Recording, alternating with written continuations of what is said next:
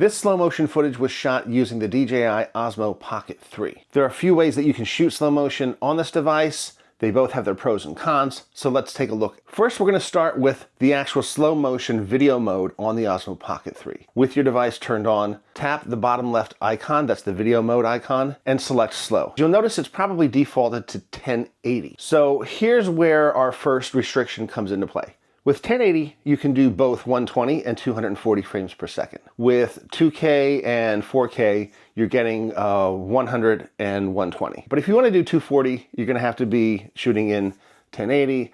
I find that to be doable with most platforms that we're working with. It's a good enough quality. Now, both 120 and 240 are going to be sort of extreme slow motion settings. Let's delve into an example of where 120 or 240 would be extremely helpful. The example that I'm going to use here is smashing a light bulb, popping a balloon,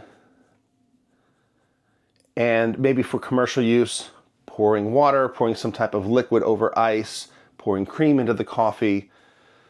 Now let's go back to the balloon popping and take a look at what we're getting with the 120 and 140. So notice how when this balloon pops, if I freeze here, look at the detail in the water. That's very clear. The reason for that is when you're shooting in 120 or 240, your shutter speed is matching or doubling that. So you're not getting the motion blur that you get when you're shooting at 1/50th or 1/60th. And so you now have this amazing slow motion footage. Now this is just a matter of opinion with the 240 and the 120, is that sometimes it can be overkill and it can be too slow. So obviously if we're walking, doing a reveal, this is once again a stylized choice, so if it's something that you want to do, by all means, there's no right or wrong answer. Keep in mind, it really shines when it's slowing something down, like something popping, something that happens fast. The downside to using the 120 or 240 is you're shooting in the normal color profile. So you're kind of stuck with the color grade that you have. What I would suggest is make sure that your white balance is set properly, make sure that your exposure is set properly. Now let's get into the second way that we can do slow motion.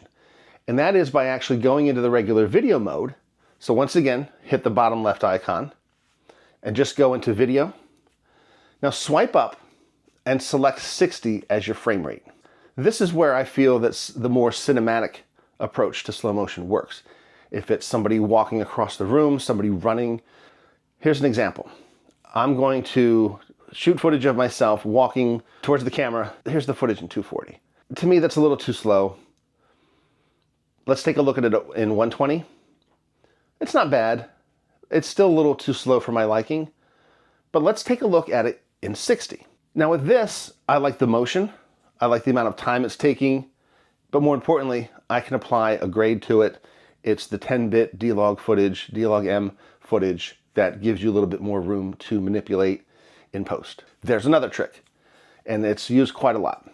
Now, assuming you're shooting at 24 frames per second, or even 25 frames per second, shoot at 30 and slow it down.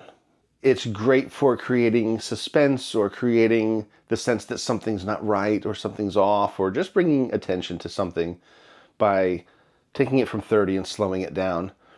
A trick that is often used to achieve slow motion is using the optical flow.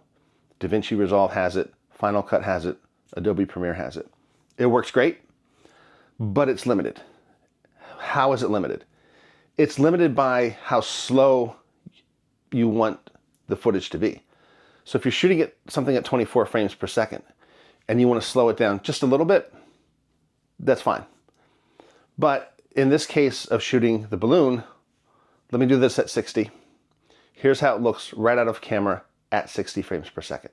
I'm going to use the speed ramp or the speed adjustment with the optical flow in DaVinci Resolve, and let's take a look at how this looks. When I shot this at 60, what I did was I set my shutter speed to 120 or 240 actually, to see if I could slow it down to match the 240 footage. So it doesn't look bad, but it doesn't look great either. If you notice, it looks like the balloon just disappears. The water is definitely not as clear. But if we take the clip of me walking, slowing it down, adding optical flow, this works because it was shot at 30 and we're just slowing it down a little bit. And the last thing to consider when shooting slow motion, not only on this device, but any device, is going to be your ISO settings.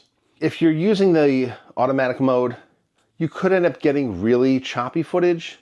I saw a video recently of somebody saying you don't need ND filters. Okay, that's true, you don't need ND filters, but here's an example. Here's footage that I shot.